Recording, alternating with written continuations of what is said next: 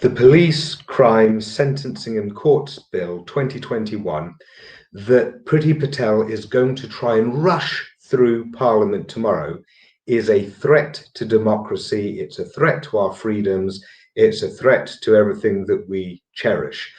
And it's being rushed through tomorrow because this government want to take advantage of the current compliance with lockdown and the current support for that to then bake in permanently measures that crush out our freedoms to protest what this government is doing. So whether you're left wing or you're right wing, it's about this government wanting to make sure that during its tenure, they do not see large anti-government protests against their behavior in and around Parliament Square. So that is the main consideration here. Parliament Square, they have expanded the area in which you can protest to include the roads round and up Whitehall, so that you can't have protests outside Downing Street either, unless, of course, the government decides to sign it off. So even with those roads going past Parliament, if it's black cabbies protesting,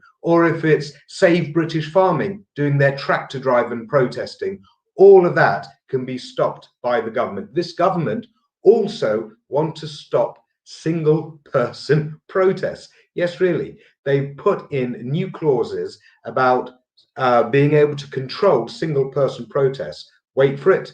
Even if they are on the move.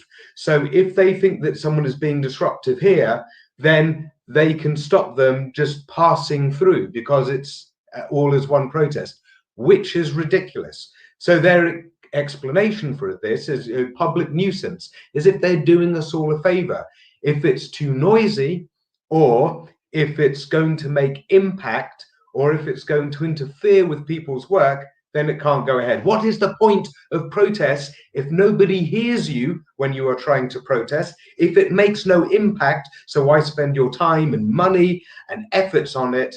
And also, if you can't protest in Parliament and interact with MPs, peers, government officials going about their business and showing how you or your demographic or representative group feel about an issue, then what is the point? This government simply wants to be able to tuck away protests that they don't want seen into areas where they're not prominent, or they want these protests gone and broken up. And so right now, in the middle of a pandemic, when they're not taking care of the NHS, when they're not taking care of test and trace, when they're not taking care of so many aspects of health and coronavirus fallout that they should be taking of care, instead of what they're doing is they're talking about protecting statues or trying to take advantage of the situation at the moment to rush through different priorities about clamping down on society at large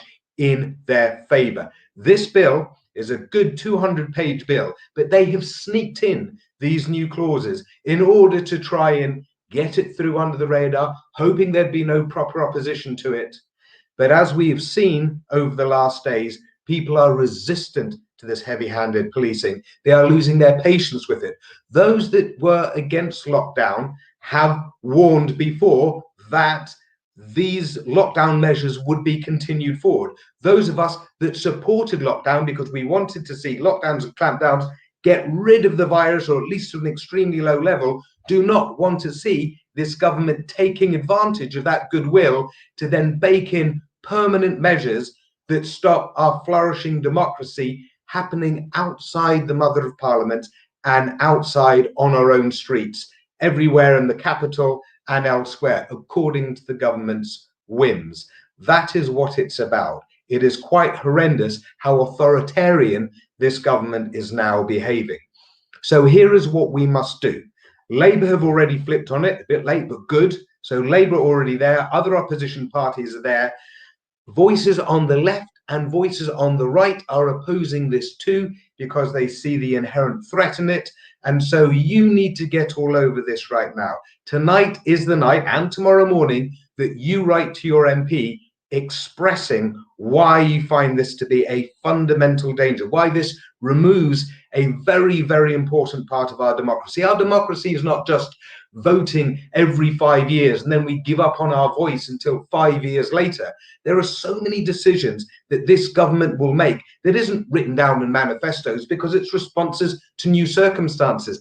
And we, the public, we, the people, deserve to have our say on that. We deserve to be able to get ourselves into the conversations when we have enough support in order to do those kind of demonstrations. Whether you're left, whether you're right, whether you're pro-Brexit, whether you're against Brexit, whether you're fishermen or farmers or tractors, that ability to protest at our parliament is key to who we are. It is key to a vibrant democracy. So write to your MP tonight. And if they haven't replied to your letters before, it doesn't matter.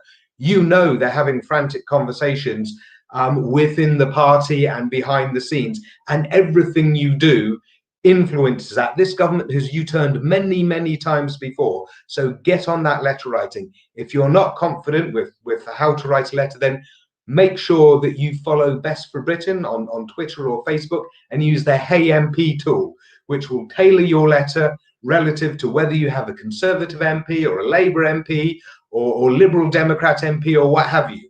So go and use that tool as well, the Hey MP tool from Best for Britain.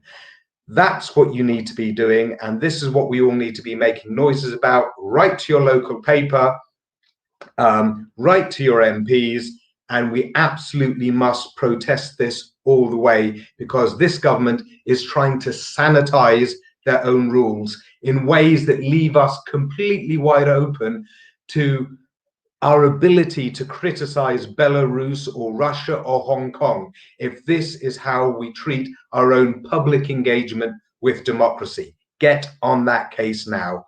Thank you.